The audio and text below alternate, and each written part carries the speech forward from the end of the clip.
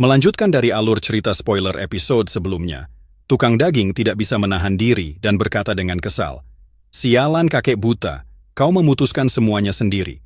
Apa kau sudah bertanya pada Chinmu?" Kakek buta mendengus. "Aku tidak perlu bertanya, dia dibesarkan olehku, aku yang menentukan."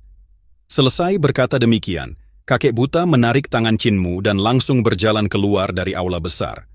Kilin naga segera mengikuti di belakang mereka. Kepala desa mengerutkan kening. Tukang daging tua tidak perlu mengejar. Orang buta itu selalu memikirkan segalanya. Tukang daging menggeleng. Wataknya bahkan lebih meledak dariku. Dia benar-benar sedang marah. Di dalam aula, Pertapa Qingyu menghela napas pelan. Ia menoleh ke Wang Muran dan yang lainnya. Kaisar manusia mengundang kita turun gunung untuk menghitung model aljabar ruang dalam penambalan jembatan surgawi. Sekarang tugas itu sudah selesai. Kita tidak perlu terus tinggal di Kekaisaran Perdamaian Abadi, tempat yang penuh masalah ini. Apakah kalian akan kembali bersamaku ke ibu kota Giok kecil? Long Yu dan Mu Qingdai tampak ragu. Long Yu ingin kembali, tetapi pandangannya tanpa sadar tertuju pada Wang Muran. Di antara mereka bertiga, Wang Muran adalah yang paling banyak pertimbangan. Mu Qingdai berhati lembut. Selama beberapa bulan terakhir, pengalaman yang indah membuatnya ingin tetap tinggal. Wang Muran terdiam sejenak lalu berkata, "Murid telah bertemu dengan penasihat Kekaisaran Perdamaian Abadi." Alis Pertapa Qingyu terangkat. "Dan, beliau tidak mengenaliku lagi." Pertapa Qingyu menghela napas. "Dia adalah penasihat Kekaisaran. Wajar jika dia tidak mengingatmu." Wang Muran melanjutkan dengan tenang. "Penasihat Kekaisaran Perdamaian Abadi sedang melakukan reformasi besar untuk mengubah dunia. Jalan kultivasi, teknik, dan seni ilahi berkembang setiap hari. Kecepatan peningkatannya luar biasa. Jika aku hanya berdiam di ibu kota Giok kecil dan berkultivasi mati-matian, bahkan 100 kali lebih keras darinya, aku tetap tidak akan bisa melampauinya seumur hidup.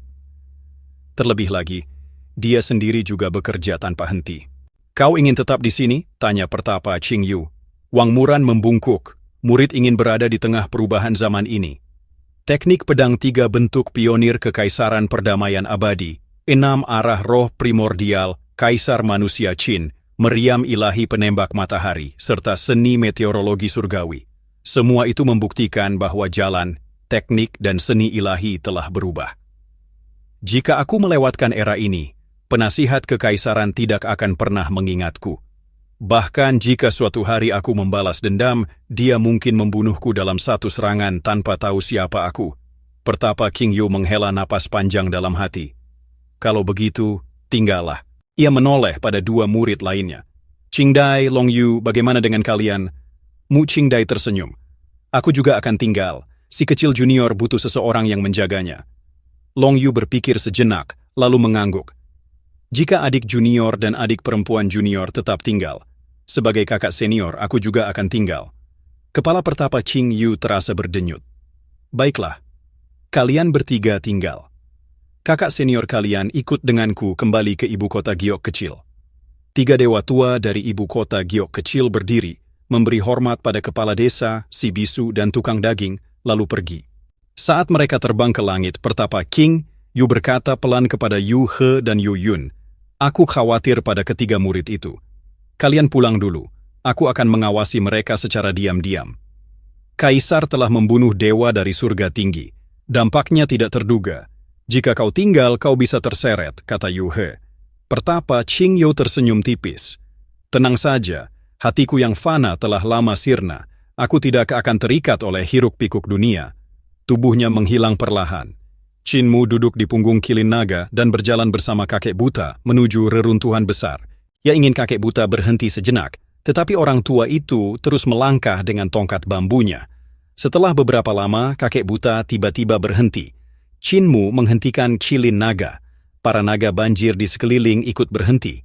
Kakek buta menghela napas, terdengar frustrasi. "Moer tukang daging tua ingin aku meminta pendapatmu. Aku tidak melakukannya. Sekarang aku bertanya, apakah kau bersedia kembali ke reruntuhan besar?" Chinmu tersenyum. "Jika kakek buta ingin aku kembali, aku akan kembali. Kalau aku bilang ingin tinggal, apakah kakek buta akan mengizinkanku?" "Tentu saja tidak." Chinmu tersenyum kecut, lalu bertanya, Apakah kepala desa pernah bertanya tentang matahari, bulan, dan bintang yang palsu itu?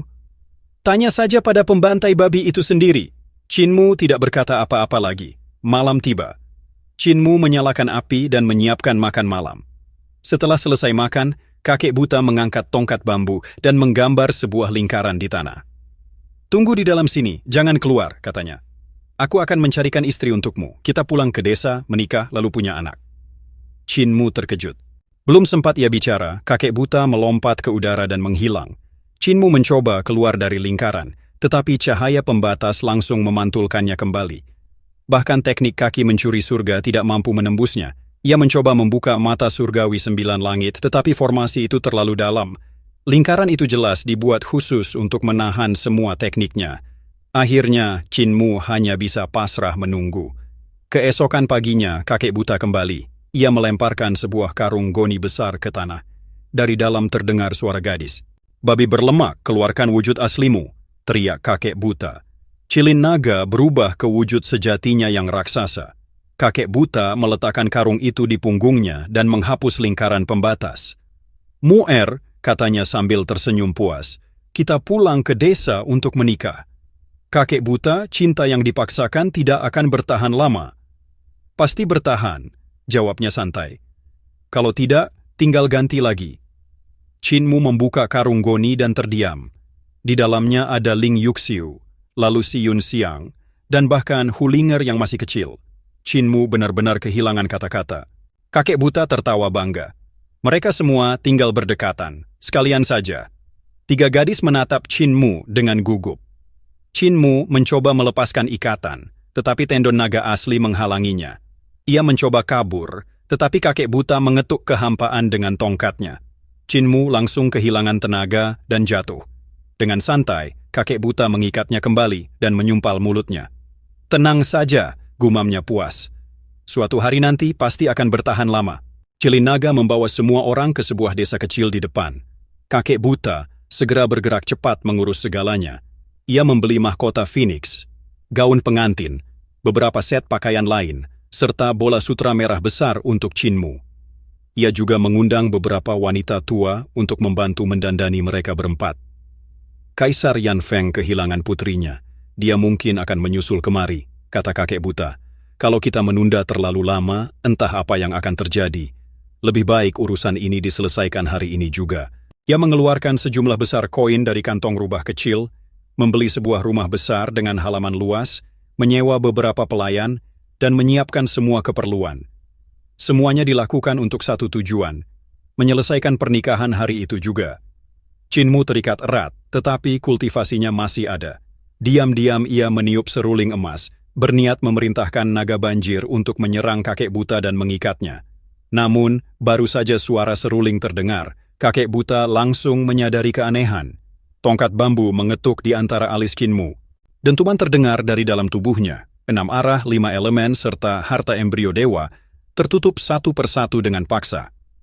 Untuk berjaga-jaga, kakek buta juga menyegel harta surgawi Ling Yuxiu dan Si Yun Xiang.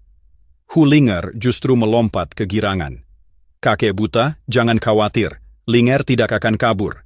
Kakek buta tertawa dan segera melonggarkan ikatan di tubuhnya. Aku lepaskan ikatanmu, kau bantu aku mengawasi mereka. Aku akan memesan jamuan dan mengundang rombongan sandiwara. Baik, jawab Hulinger tanpa ragu. Empa, Ling Yuxiu dan Si Yun Xiang menatapnya dengan marah. Pengkhianat, Hulinger justru semakin bangga, duduk di kursi sambil mengayunkan kepang rambutnya. Chinmu menghela napas dalam hati. Kakek buta benar-benar berpengalaman. Teknik barusan dengan santai menyegel kultivasi mereka, membuat semua rencana pelarian mustahil dilakukan. Babi berlemak, kemari, bisik Chinmu pada Kilin Naga.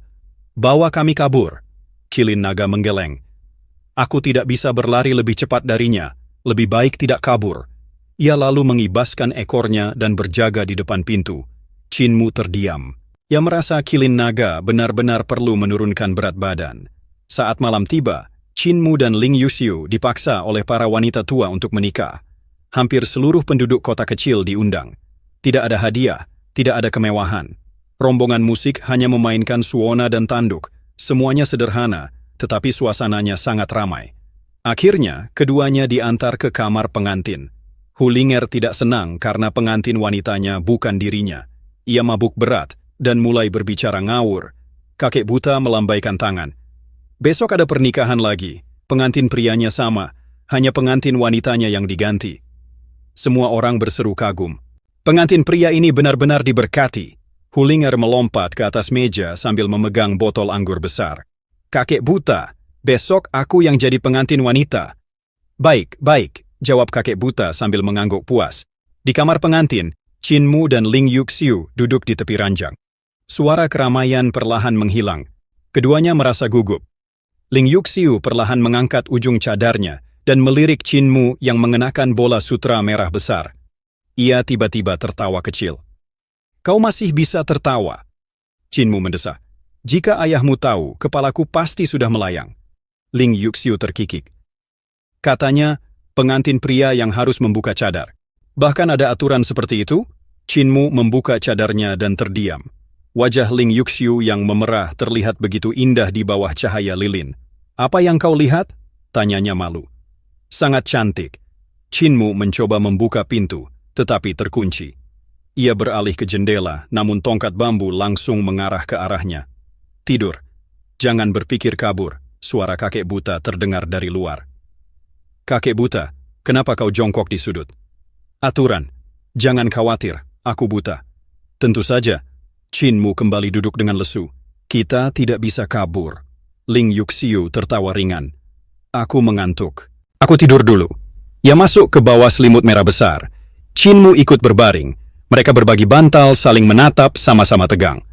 Ling Yuxiu tertawa kecil, lalu mencium bibirnya. Baunya tidak buruk. Cium lagi. Ia menuruti sambil terkikik. Suara kakek buta terdengar tidak sabar. Cepat tidur! Ayam jago tidak berkokok, lebih baik direbus saja. Beberapa saat kemudian, suasana di luar benar-benar sunyi. Qinmu segera bangkit dan membuka jendela. Ia melambai ke Ling Yuxiu. Gadis itu berpura-pura tidur, lalu bangun dengan wajah memerah. Mereka menyelinap keluar dan menuju kamar si Yun Xiang. Apakah Kak Xiang sudah tidur? Bisik Qinmu. Belum, jawab suara dari belakang. Qinmu terkejut. Si Yun Xiang sudah berdiri di sana. Aku sudah keluar sejak lama, katanya dingin. Tapi yang kudengar hanya suara kucing betina. Ling Yuxiu mencibir. Ayo, pergi cari rubah kecil. Saat itu, kilin naga muncul di belakang mereka. Kalian mau kemana? Pengkhianat, geram Qinmu. Kalau masih mau makan, diam. Kilin naga langsung patuh. Kakek buta keluar. Katanya mau mengundang Kaisar Yanfeng. Kita bisa kabur sekarang. Hulinger ternyata tertidur di dahi kilin naga. Cepat pergi, seru Qinmu panik. Kalau Kaisar sampai datang, tamat aku. Mereka melarikan diri ke selatan. Setelah berlari sangat jauh, Qinmu akhirnya bernapas lega. Namun, di sungai melonjak, sebuah perahu kecil muncul. Di haluannya berdiri seorang lelaki tua buta dengan tongkat. Wajah Qinmu pucat. Aku sudah menunggu kalian, kata kakek buta tenang. Kalian terlalu lambat. Semua orang naik ke perahu tanpa perlawanan.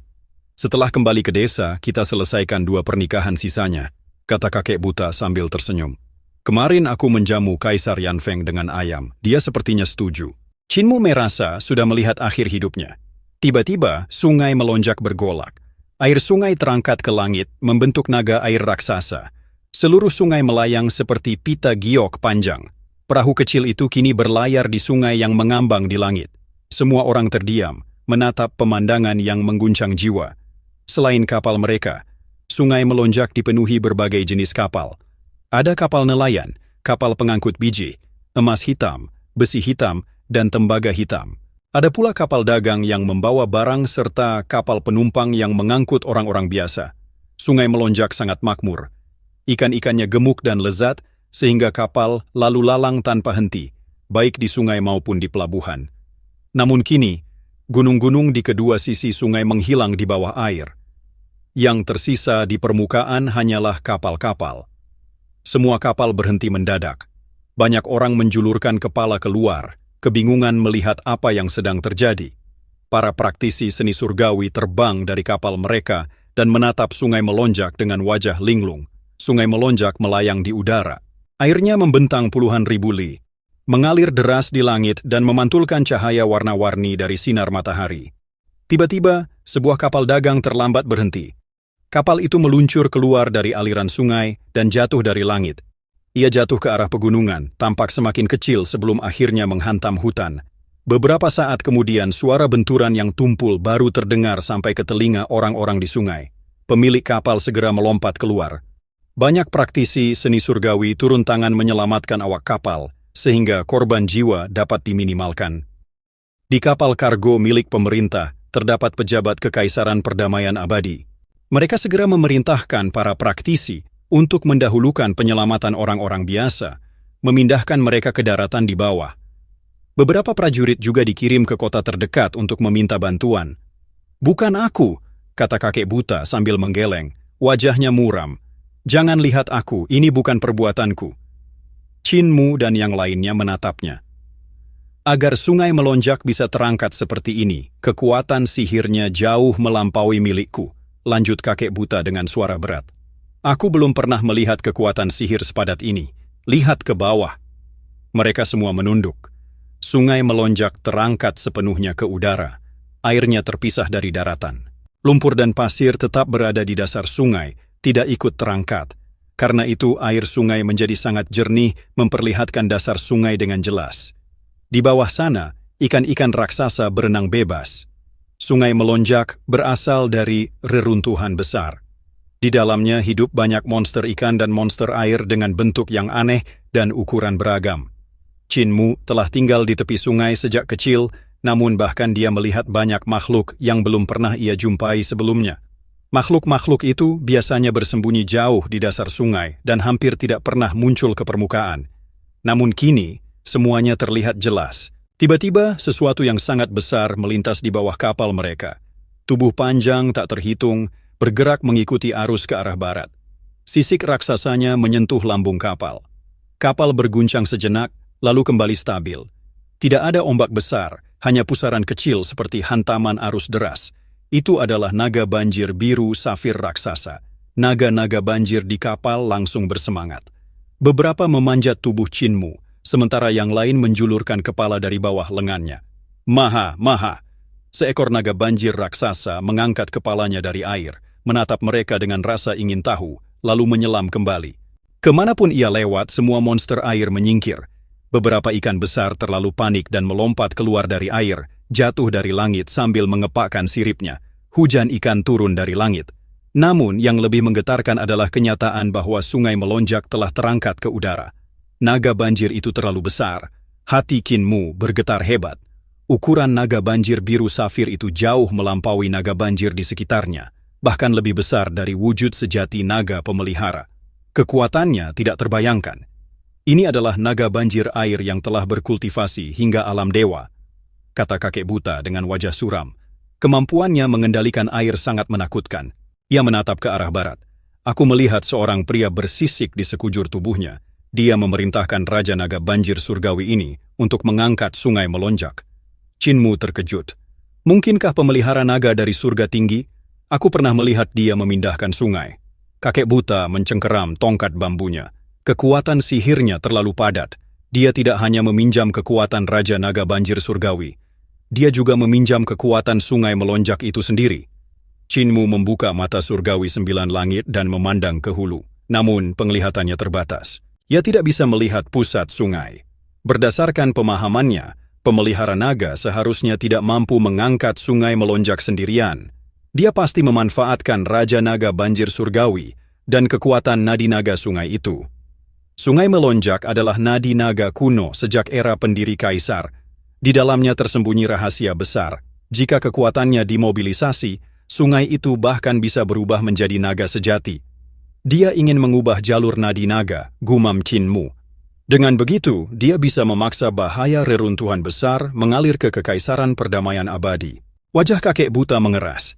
Benar, dia ingin menjadikan nadi naga ini ganas, sehingga nasib Kekaisaran Perdamaian Abadi ikut berubah. Qin Mu segera membuka kitab pemeliharaan naga. Di dalamnya tertulis dengan jelas, mengubah jalur nadi naga dapat mengubah takdir sebuah negara. Dia ingin memandu reruntuhan besar masuk ke Kekaisaran Perdamaian Abadi, seru Qin Mu. Jika itu berhasil, negeri itu akan perlahan berubah menjadi wilayah gelap, seperti reruntuhan besar. Tempat kegelapan menyerang setiap malam. Orang ini luar biasa, kata kakek buta pelan. Ilmunya tentang naga sangat dalam. Tongkat bambunya mengetuk permukaan sungai. Dalam sekejap, kapal mereka melesat maju seperti anak panah. Kayunya berderit keras, tak sanggup menahan tekanan. Retak, kapal hancur berkeping-keping. Chinmu dan yang lainnya segera mengerahkan kekuatan sihir, berlari di atas permukaan air. Di bawah kaki mereka, naga air mengaum dan melonjak, membawa mereka melesat ke depan. Kakek buta duduk di atas kepala naga air, niat membunuh memancar deras. Sungai melonjak ini adalah wilayahku, katanya dingin. Sudahkah kau meminta izin sebelum memindahkannya? Mereka melesat jauh ke arah barat. Tiba-tiba, kakek buta mengangkat tongkatnya dan menghantam kepala naga air itu dengan keras. Seluruh air dalam radius ratusan li bergetar hebat. Sungai melonjak runtuh dari langit jatuh tak terkendali. Di dasar sungai, pemelihara naga terlihat bergerak seperti naga, mengangkat kedua tangan. Kekuatan sihirnya melonjak, menopang bagian sungai yang runtuh. Pada saat yang sama, sebuah binatang penekan sungai raksasa terlempar ke kaki gunung. Pemelihara naga telah mencabut satu demi satu binatang penekan sungai yang ditempa oleh Kekaisaran Perdamaian Abadi untuk menekan nadi naga. Begitu penekanan itu hilang, kekuatan nadi naga sungai melonjak benar-benar bangkit. Namun pada saat itulah, air sungai melonjak di udara runtuh sepenuhnya. Pemelihara naga terkejut dan membeku. Detik berikutnya, air sungai berubah menjadi pilar raksasa dan menusuk turun dari langit. Serangan itu ditekan oleh kekuatan sungai mengamuk dan seni ilahi milik buta, yang mengandung kekuatan sihir luar biasa. Bahkan sebelum serangan itu benar-benar mendarat, Dewa Pemelihara Naga sudah merasakan bahaya yang sangat kuat. Bagaimana mungkin ada begitu banyak ahli di tempat kecil seperti Kekaisaran Perdamaian Abadi? Saat menyadarinya, semuanya sudah terlambat. Ia tak sempat mengubah gerakan, dan hanya bisa mengerahkan seluruh kekuatan sihirnya untuk menghadapi serangan itu secara langsung. Pilar air sungai mengamuk berputar dengan kecepatan mengerikan. Udara berdecit saat terbelah. Di ujungnya, air memadat dan berubah menjadi kepala naga, lalu menerkam ke arah Dewa Pemelihara Naga. Menggunakan seni berbentuk naga untuk melawanku, ia menghela napas lega. Tubuhnya bergetar, dan ki vital berbentuk naga meledak keluar, membentuk perisai 1000 naga. Ribuan naga banjir melilit tubuhnya, meraung dan menari di angin. Selama seni itu berbentuk naga, tak mungkin mengancamku. Namun pada saat berikutnya, kepala naga itu berputar. Pilar air berubah bentuk, memanjang dan memadat menjadi tombak naga raksasa. Air sungai mengamuk terkonsentrasi di ujung tombak setajam bilah ilahi. Itu bukan seni ilahi berbentuk naga. Jantung Dewa Pemelihara Naga bergetar hebat. Tombak itu menembus satu titik pada perisai 1000 naga. Tidak ada ledakan besar, tidak ada kekuatan yang meluap, namun perisai itu tetap runtuh. Ribuan naga banjir menjadi kacau, dan lubang bu, hancurkan. Tubuhnya membesar dengan cepat, menjulang hingga 300 meter. Dengan kekuatan kasar, ia memutar tubuhnya dan mengangkat tombak itu. Saat itu, kekuatan tombak naga air meledak sepenuhnya. Raungan naga mengguncang langit dan bumi. Tombak raksasa itu akhirnya hancur dan berubah kembali menjadi aliran air. Meski berhasil bertahan, telapak tangan Dewa Pemelihara Naga telah hancur. Ia terluka parah. Tekanan sungai mengamuk dari atas, ditambah kekuatan tombak buta, membuatnya nyaris tak sanggup bernapas. Belum sempat ia pulih, tombak naga lain kembali turun dari langit. Ia berkelit namun serangan datang tanpa henti. Setiap tombak selalu tepat mengenai titik penting, mengunci nadi naga sungai mengamuk satu persatu. Perlahan, kendalinya atas sungai terputus. Tanpa kekuatan dewa, sungai mengamuk mulai jatuh kembali ke bumi. Ahli mantra Dao, Dewa Pemelihara Naga mulai panik. Chi vitalnya belum pulih setelah pertarungan sebelumnya dengan si bisu. Untuk memindahkan aliran sungai, kekuatan sihirnya juga telah banyak terkuras. Dalam kondisi terlemah, ia ditekan tanpa ampun. Di atas sungai, buta berdiri di atas naga air sambil memegang tongkat bambu. Di belakangnya muncul bayangan dewa kura-kura hitam. Roh primordialnya hampir mencapai wujud nyata. Setiap ketukan tongkat bambu ke air menciptakan pilar raksasa. Pilar itu berubah menjadi tombak naga yang selalu menusuk celah seni ilahi lawan. Mata pikiran surgawi milik buta telah terbuka. Di bawah tatapan itu, bahkan seni ilahi dewa pun penuh kelemahan. Saat sungai mengamuk jatuh sepenuhnya, Buta menerjang ke dasar sungai berlumpur. Ia bergerak lincah di udara, tongkatnya berkelebat seperti kilat. Satu ketukan tepat mengenai pusat alis dewa pemelihara naga. Tubuh dewa itu membeku sesaat. Detik berikutnya, air sungai mengamuk menghantamnya dengan kekuatan mengerikan. Tulang-tulangnya patah, urat-uratnya putus, dan tubuhnya tenggelam ke dasar sungai. Di tepi sungai, Buta berdiri di atas batu karang. Ia menyentuhkan tongkat bambunya ke permukaan.